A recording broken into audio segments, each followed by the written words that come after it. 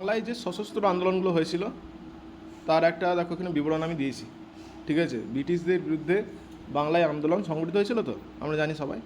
তার বছরটা দেওয়া আছে, কোথায় হয়েছিল সেটা দেওয়া আছে, আর কারা যুক্ত ছিল সেখানেও দেওয়া আছে। ঠিক আছে, একটু করবে, প্রচুর প্রশ্ন আমরা কিন্তু পাই এখান থেকে। মল্লমিনটা একদিন করে দিয়েছিলাম, আগের পার্টে আছে কিন্তু। এখন ওই সাল থেকে শুরু, মুজফ্ফরপুর হত্যাকাণ্ড, ক্ষুদিরাম বসু, প্রফুল্ল চাকি, কিংসফোর্ড, এইগুলো এখান থেকে শুরু হচ্ছে। তাহলে সালগুলো একটু দেখে নাও। আমরা সাল পেয়েছি অনেক কটা, আগে সালগুলো আমরা করে নেবো, তারপর কী কী হয়েছিল এই সালে সেগুলো দেখে নেবো। 1908-এ দুটো ঘটনা আমরা দেখতে পাচ্ছি, একটা মুজফ্ফরপুর হত্যাকাণ্ড আর একটা হচ্ছে আলিপুর বোমা মামলা। 1912-তে হচ্ছে দিল্লি ষড়যন্ত্র, 1915-এ হচ্ছে বুড়িবালামের যুদ্ধ, 1930-এ হচ্ছে চট্টগ্রাম অস্ত্রাগার লুণ্ঠন, 1930 আরেকটা ঘটনা হচ্ছে রাইটার্স বিল্ডিং অভিযান। বেশ, তাহলে আমরা টোটাল ছটা আমরা কী পাচ্ছি, ছটা সাল পাচ্ছি। কী কী সালগুলো দেখো, 1908-এর মুজফ্ফরপুর, 1908-এ দুটো মুজফ্ফরপুর আলিপুর, 12-র হচ্ছে দিল্লি ষড়যন্ত্র, 15-র হচ্ছে বুড়িবালাম, 30-এর চট্টগ্রাম আর রাইটার্স বিল্ডিং অভিযান। ঠিক আছে, আগে সালগুলো আমরা ধরে নেবো কিন্তু। হয়েছে সালগুলো? রেডি? বেশ, 8-এ দুটো কী কী বলো? মুজফ্ফরপুর আর আলিপুর। 15-য় কী হলো? 12-ই দিল্লি, 15-য় বুড়িবালাম। ঠিক আছে, উড়িষ্যার মহাবালেশ্বরের ওখানে। 1930-এ কী হলো? চট্টগ্রাম আর রাইটার্স বিল্ডিং। ঠিক আছে, ধরে নিচ্ছি। বেশ, বন্ধ করো ওটা। বেশ, তুমি ফার্স্ট ধরি, বলো তো 1912 কোথায় হয়েছিল? বলো জোরে বলো, একটু মনে করো। দিল্লি, 1912 দিল্লি, 1915 বুড়িবালাম, 1908-এ বল। হ্যাঁ, মুজফ্ফরপুর, ভেরি গুড। আর একটা 1908-এ কোথায় হয়েছিল?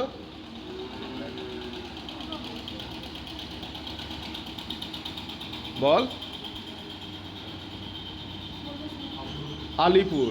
ঠিক আছে, 1930-এ আরেকটা রাইটার্স বিল্ডিং। এই দেখো, এই যে প্রসিকিউশনটা। নেক্সট চলে এসো, আমরা পড়বো প্রধান ব্যক্তিত্ব কারা জড়িত ছিল এখানে। ঠিক আছে, যে সমস্ত ব্যক্তিগুলো এখানে জড়িত ছিল এই সমস্ত তোমার আন্দোলনে, সেই তাদের নামগুলো পড়বো। দেখো, প্রথম 1908 মুজফ্ফরপুর, এখানে কে কে আছে? ক্ষুদিরাম বসু, প্রফুল্ল চাকি। আলিপুর বোমা মামলা, অরবিন্দ ঘোষ, বারীন্দ্র ঘোষ।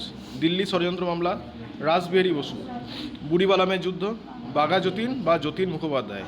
চট্টগ্রাম, সূর্য সেন। Writers building, Binoy Badal Dinesh, Binoy Badal Dinesh. মনে থাকবে? তাহলে মুজফ্ফরপুর কে আছে?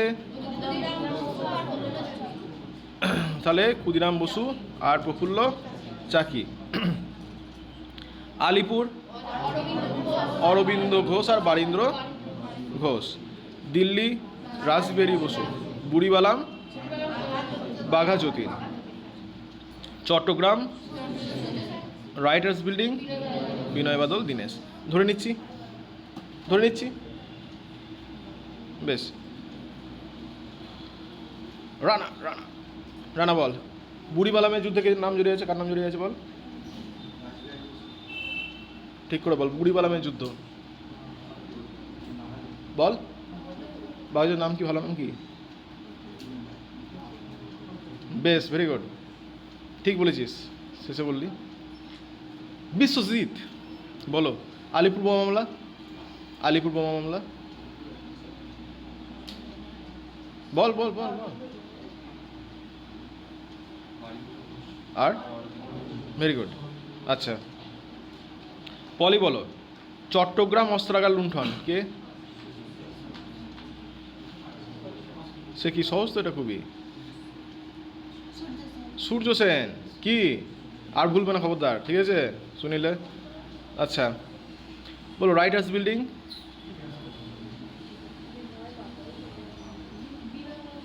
হ্যাঁ ঠিক, ভেরি গুড। যখন জিজ্ঞেস করবো তখনই বলবো, হ্যাঁ।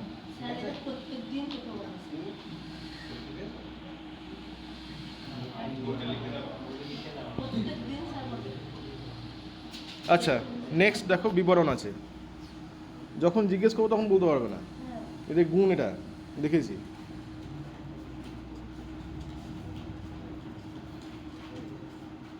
আচ্ছা, মুজফ্ফরপুরে কি হলো দেখো, কিংসফোর্ড হত্যার চেষ্টা ভুলবশত কেনেডি পরিবারের 2 মহিলা মারা যান। তাহলে ক্ষুদিরাম বসু আর প্রফুল্ল চাকি এই অপারেশন দায়িত্ব ছিল। সে আমরা জানি একটা অত্যাচারী ম্যাজিস্ট্রেট যে ভারতীয় বিপ্লব ধরলে আর কি ফাঁসি দিয়ে দিত, তাদের বাজ বিচার করতো না আর কি।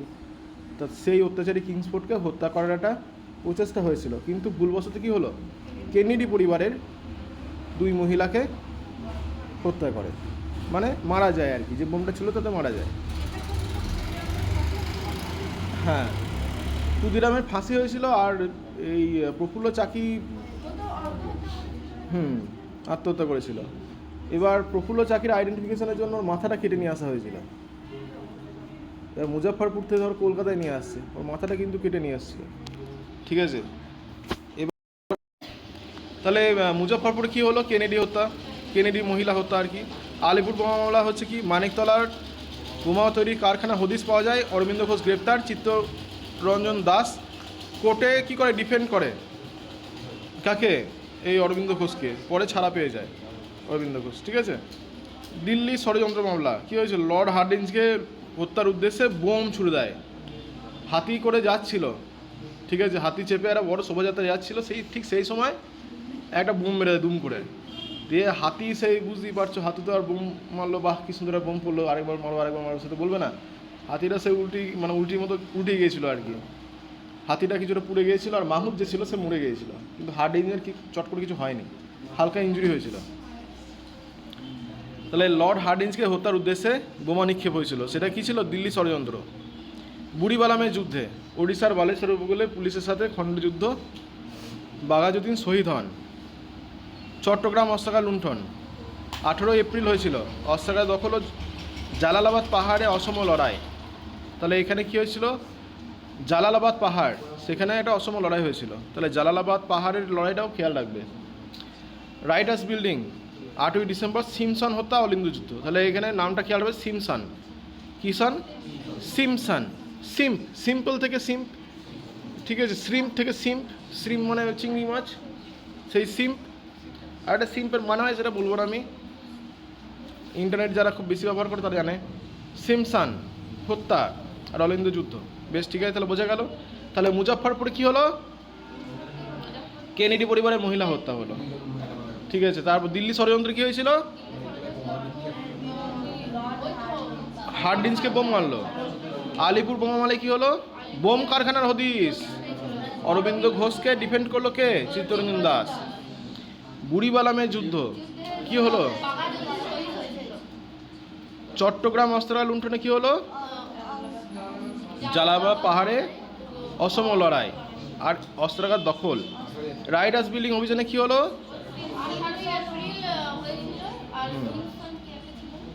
সিমসনকে হত্যা করেছিল, ঠিক আছে, বেশ ধরে নিচ্ছি। একবার দেখে নাও, হ্যাঁ বেশি নয়, একবার, আশা করি তৈরি হয়ে যাবে, শুনেই তৈরি হয়ে যাবে।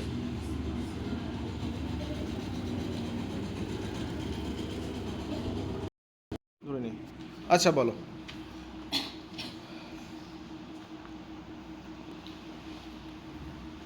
আচ্ছা, বিনয় বাদল দীনেশ কাকে হত্যা করেছিল, সিমসন, ঠিক আছে। তা রাইটার্স বিল্ডিং অভিযানটা কী যুদ্ধ নামে পরিচিত, শেষের অলিন্দ যুদ্ধ। আচ্ছা 30-এর, তার বলো এদিকে। দিল্লি ষড়যন্ত্র মামলা কাকে হত্যা করার উদ্দেশ্যে বোম ছুড়েছিল, বলো না, সে তো ছিল, কিন্তু কে ছুড়েছিল, মানে কাকে মারার উদ্দেশ্যে, হার্ডিঞ্জ।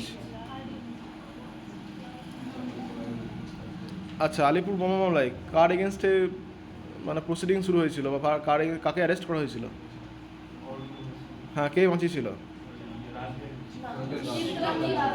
চিত্তরঞ্জন দাস। আচ্ছা, মুজফ্ফরপুর হত্যাকাণ্ড হয়েছিল তো, কে বলবে এটা, সুচন্দন, মুজফ্ফরপুর হত্যাকাণ্ড হয়েছিল, কাকে মারার উদ্দেশ্যে বোম ছুটেছিল?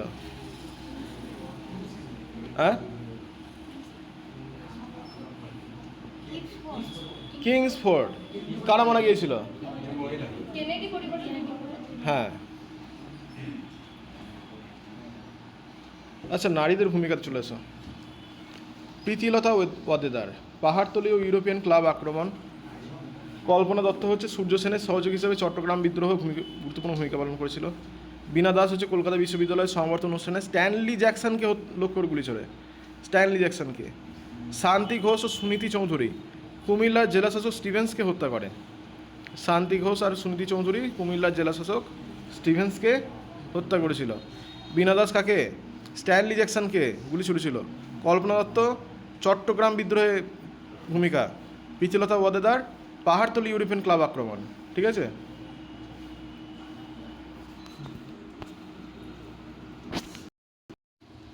চলে এসো। প্রতিষ্ঠা কত সালে হয় গদর পার্টির?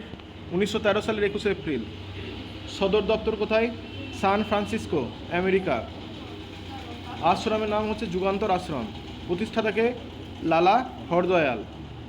প্রথম সভাপতি হচ্ছে সোহন সিং ভাকনা। ব্যাস এইটুকুই, আগে এটুকু পড়নি তারপর। তাহলে 1913 সালে প্রতিষ্ঠা। সান ফ্রান্সিসকো হচ্ছে সদর দপ্তর। আচ্ছা, আশ্রমের নাম হচ্ছে যুগান্তর আশ্রম। প্রতিষ্ঠাতা হচ্ছে লালা হরদয়াল আর প্রেসিডেন্ট হচ্ছে সোহন সিং ভাকনা, বা প্রথম সভাপতি হচ্ছে সোহন সিং ভাকনা। কী কী নামগুলো পড়বো? হরদয়াল আর সোহন সিং ভাকনাটা ইম্পর্টেন্ট দিয়ে, মানে গুরুত্ব দিয়ে পড়বো কিন্তু, ঠিক আছে। প্রতিষ্ঠা কবে হচ্ছে? 1913। সদর দপ্তর কোথায়? San Francisco. আচ্ছা, প্রতিষ্ঠাতাকে আরেকবার বলো। প্রথম সভাপতিকে?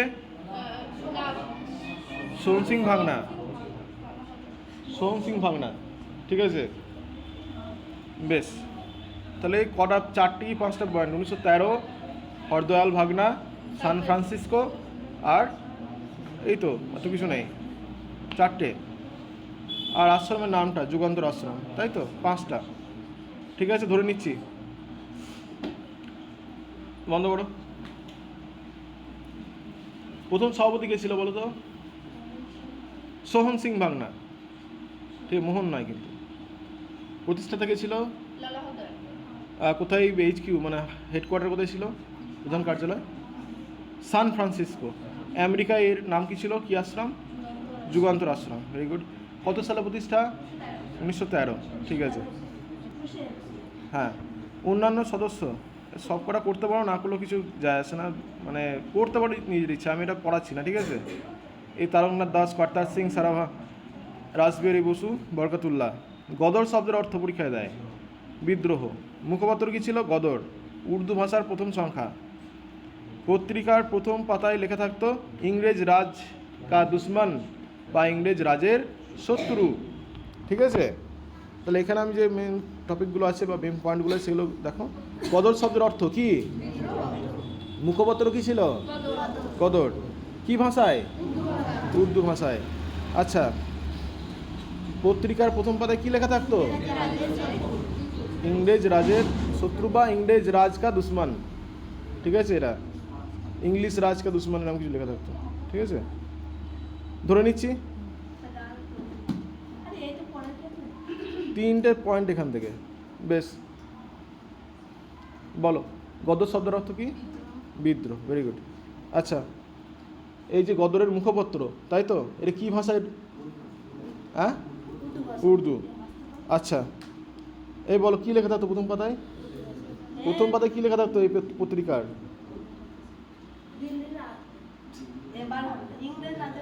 হ্যাঁ, ইংরেজের শত্রু। নেক্সট দেখো, কোমাগাতামারু ঘটনা।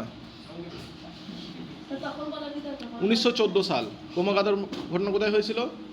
কবে হয়েছিল? 1914 সালে। কি ঘটনাটা কি? এই বাবা গুরুদত্ত সিং একটি জাপানি জাহাজ কোমাগাতামারু ভাড়া করলো। ঠিক আছে, সেই জাহাজে 371 জন যাত্রী, যেগুলোর মধ্যে সবাই প্রায় শিখ ছিল, শিখ যাত্রী নিয়ে ওরা ক্যানাডার ভ্যাঙ্কুভারের উদ্দেশ্যে যাত্রা করলো, ওখানে গিয়ে থাকবে, এ করবে। ঠিক আছে। তা ঘটনা কি হলো, কানাডা সরকার ওটাকে, জাহাজটাকে, আর মানে পোর্ট যে বন্দর থাকে সেই বন্দরে বললো তোমরা নামতে পারবে না, এখানে ভিড়তে পারবে না। তাহলে জাহাজটা কী করলো, আবার সে ঘুরে মানে কলকাতায় ফিরে এলো কলকাতা কোথায়, বজবজে, সেখানে ফিরে এলো। এবার ওখানে ব্রিটিশদের সাথে একটা সংঘর্ষ হলো, সেই সংঘর্ষে মানে সরকারি মানে এস্টিমেট বা হিসাব অনুযায়ী 20 জন নিহত হয়। ঠিক আছে, এটাই হচ্ছে কোমাগাতামারু ঘটনা। ঠিক আছে, তাহলে কোমাগাতামারু ঘটনা কি বা কোমাগাতামারু কি একটা জাহাজ। ঠিক আছে, সেখানে কতজন যাত্রী ছিল, 371 জন। এটা কোথায় যাবে বলে স্থির করেছিল, কানাডার ভ্যাঙ্কুভার। ঠিক আছে, এই জাহাজটা ভাড়া করেছিল কে, গুরুদত্ত সিং। ঠিক আছে, আচ্ছা বেশ, জাহাজটা যখন কানাডা থেকে ফিরে এলো তখন কলকাতার কোথায় গেল, বজবজ। ঠিক আছে, সেখানে কি হলো, ব্রিটিশদের সাথে যুদ্ধ হলো, দিয়ে কজন মারা গেল, 20 জন মারা গেল। ঠিক আছে, ব্যাস এই করাই তো আমার টপিক আছে নাকি, বা এই করাই আমাকে জিনিস মনে রাখতে হবে। বেশ, বলো দেখি কে বলতে পারে। বেশ, তৈরি হবে তোরা আজকে। এটা রনিকে প্রচুর প্রশ্ন জিজ্ঞেস করবে, এইদিকে এই ছেলেগুলোকে জিজ্ঞেস করা হয়নি, এই প্রীতমকে একবারে এই লাইনটাকে জিজ্ঞেস করেছে। বেশ, এই প্রীতম বন্ধ। কোমাগাতামারু,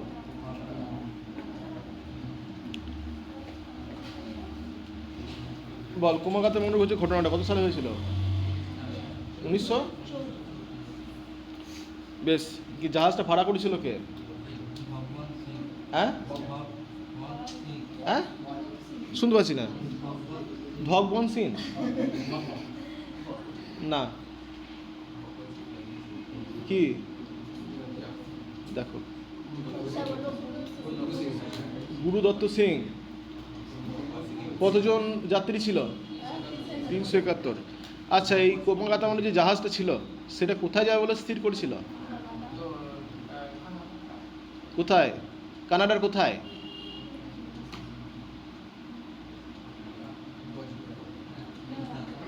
কানাডা কোথায়, ভ্যাঙ্কুভার। যখন ফিরে আসছিল তখন কোথায় ফিরে এলো, বজবজে। কোথায়, কলকাতার কোথায়, বজবজ।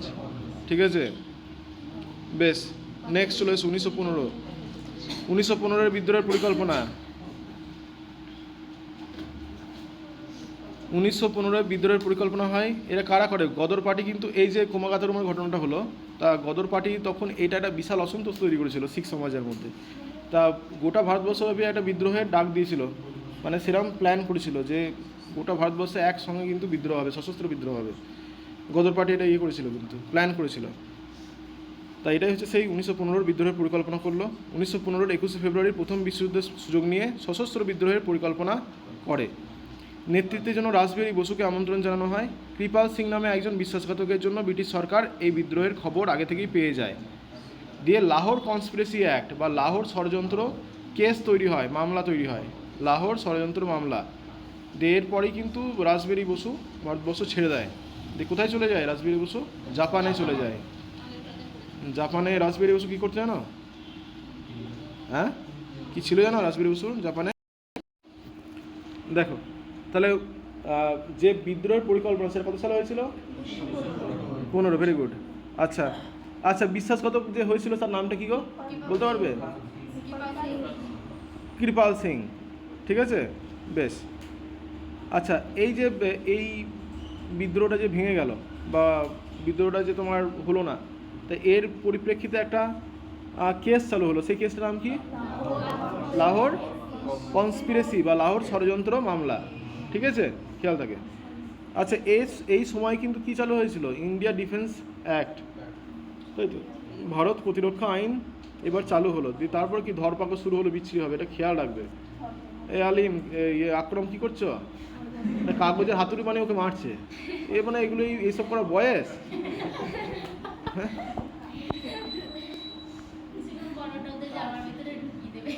কি জ্বালা বলো দেখি, এসব করো না গো। একটা কাগজের হাতুড়ি বানিয়েছে, আমি এদিকে বলে যাচ্ছি পড়িয়ে যাচ্ছে, ওর কাগজের হাতে বানিয়ে ওকে মারছে বিশ্বজিৎকে।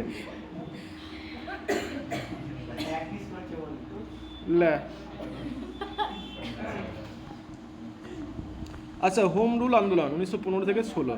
হোম রুল 1915 থেকে 16। আচ্ছা, আয়ারল্যান্ডের আন্দোলনের সূচনা হয়। তিলক ও অ্যানি বেসান্ত এই আন্দোলন নেতা। ঠিক আছে, তো ভারতবর্ষে যে দুজন নেতৃত্ব ছিল সেটা তিলক, অ্যানি বেসান্ত। উদ্দেশ্য কী ছিল? সামাজিক ও রাজনৈতিক সংস্কার করা। 1916 তিলক পুনাতে এই আন্দোলন শুরু করে। তিলকের দল মহারাষ্ট্র, কর্ণাটক, কেন্দ্রীয় প্রদেশ, বোম্বে ব্যতীত বেরার প্রদেশে কাজ করে। তাহলে 1916 তিলক কোন প্রদেশে কাজ করেছিল? বেরার প্রদেশে। ঠিক আছে, খেয়াল রাখবে। স্বরাজ আমার জন্মগত অধিকার এবং আমি একে অর্জন করবই, কে বলেছে? তিলক। আচ্ছা বেশ, তারপরে দেখা যাচ্ছে মারহাটা কেশরী, এটা সংবাদপত্রের নাম। ঠিক আছে, কে লিখেছে? তিলক। মারহাটা কেশরী কে লিখেছে? তিলক। কে সম্পাদনা করেছে? তিলক। ঠিক আছে, সম্পাদনা করেছে তিলক। 1916 সালের সেপ্টেম্বরে বেসান্ত আদিয়ারে এই আন্দোলন শুরু করেছিল। 1916 তো প্রথম স্টার্ট করলো তিলক, তারপরে এলো কে? Annie Besant. কোথায় শুরু করলো? আদিয়ারে। ঠিক আছে, 1916। বেসান্ত দেখো কমনওয়েলথ শব্দটি উদ্ভাবন করে। New India, Commonwealth, young India ছিল বেসান্তের সংবাদপত্র। ঠিক আছে, খেয়াল থাকবে। বেশ অনেকটা বড় হয়েছে না? বেশ আমরা ছোটো করে দিচ্ছি, অল্পটাই করে, তিলক পর্যন্ত ছেড়ে দেবো আমরা। ঠিক আছে বেশ, তাহলে আয়ারল্যান্ডে আন্দোলনের সূচনা। তিলক ও অ্যানি বেসান্ত এই আন্দোলনের নেতা। উদ্দেশ্য ছিল কি? সামাজিক ও রাজনৈতিক সংস্কার। 1916 তিলক পুনাতে আন্দোলন শুরু করলো। তাহলে কোথায় আন্দোলন শুরু করেছিল তিলক? পুনাতে। আচ্ছা, তাহলে বেরার প্রদেশে কাজ চালাতো আর কি, মহারাষ্ট্র, কর্ণাটক, কেন্দ্রীয় প্রদেশ, বোম্বে ব্যতীত এগুলোই কাজ করেনি, বেরার প্রদেশে কাজ করতো। আর এখানে একটা কথা বলেছিল, স্বরাজ আমার জন্মগত অধিকার এবং আমি একে অর্জন করবই। আর একটা হচ্ছে মারহাটা কেশরী, যে দুটো পত্রিকা আছে, এই দুটো পত্রিকার সম্পাদনা করেছিল তিলক। ঠিক আছে বেশ, এইটুকু আমরা ধরে নেব। বেশ, তাহলে আমাকে বলো হোম রুল আন্দোলনটা কবে শুরু হয়েছিল? 1915 ছিল। ঠিক আছে, এই রনি বলতো এই দুটোর নেতা কে ছিল? আর বেশ, অ্যানি বেসান্ত নয়, অ্যানি বেসান্ত বল। বেশ, তিলক কোথায় আন্দোলনটা শুরু করেছিল? পুনেতে। ভেরি গুড, এই তো পারছিস তবে। আর বেসান্ত কোথায়? ওটা বলি না এখনো না। বেশ, আচ্ছা তিলক যে কথাটা বলেছিল সেই কথাটা বলো দেখি। বেশ, তিলক যে দুটো পত্রিকা সম্পাদনা করেছিল সেই পত্রিকাগুলো কি? মারহাটা আর কেশরী। বেশ, তারপর বলো। 1916 সালে সেপ্টেম্বরে বেসান্ত আদিয়ারে আন্দোলন শুরু করে। কোথায় করলো? আদিয়ারে। কে করলো? বেসান্ত। সাল কত? 1916 সেপ্টেম্বর। কমনওয়েলথ শব্দটার উদ্ভাবন করলো। New India, Commonwealth, young India ছিল বেসান্তের সংবাদপত্র। জর্জ আরুন্ডেল এই আন্দোলনের গঠন সম্পাদক ছিলেন। ঠিক আছে,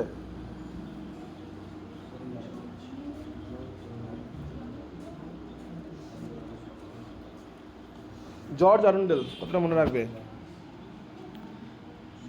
এই যে আন্দোলন হচ্ছিল তো এই সংগঠনের সম্পাদক ছিল। 1917 খ্রিস্টাব্দে জুন মাসে অ্যানি বেসান্ত গ্রেপ্তার হয়। ভ্যালেন্টাইন চিরল তার ইন্ডিয়ান আনরেস্ট বইতে তিলককে ভারতের অস্থিরতার জনক নামে অভিহিত করেছে। তাহলে এখানে কতগুলো নাম কিন্তু পড়ে রাখতে হবে, তাই না? বেশ কটা নাম আছে। কি কি নাম? একটা হচ্ছে জর্জ আরুন্ডেল, ঠিক আছে, আর একটা হচ্ছে ভ্যালেন্টাইন চিরল, তাই তো? বেশ, আর কি আছে? কতগুলো সংবাদপত্রের নাম আছে, নিউ ইন্ডিয়া, কমনওয়েলথ আর ইয়ং ইন্ডিয়া। ঠিক আছে বেশ, আর একটা বইয়ের নাম আছে কি? ইন্ডিয়ান আনরেস্ট, মনে থাকবে? তাহলে জর্জ আরুন্ডেল আর এটা হচ্ছে ভ্যালেন্টাইন চিরল।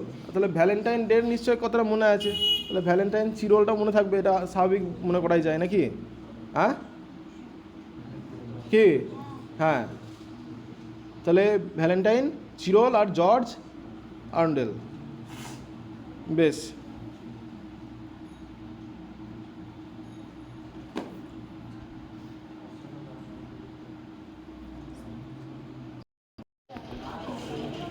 কংগ্রেসের লখনৌ অধিবেশন 1916।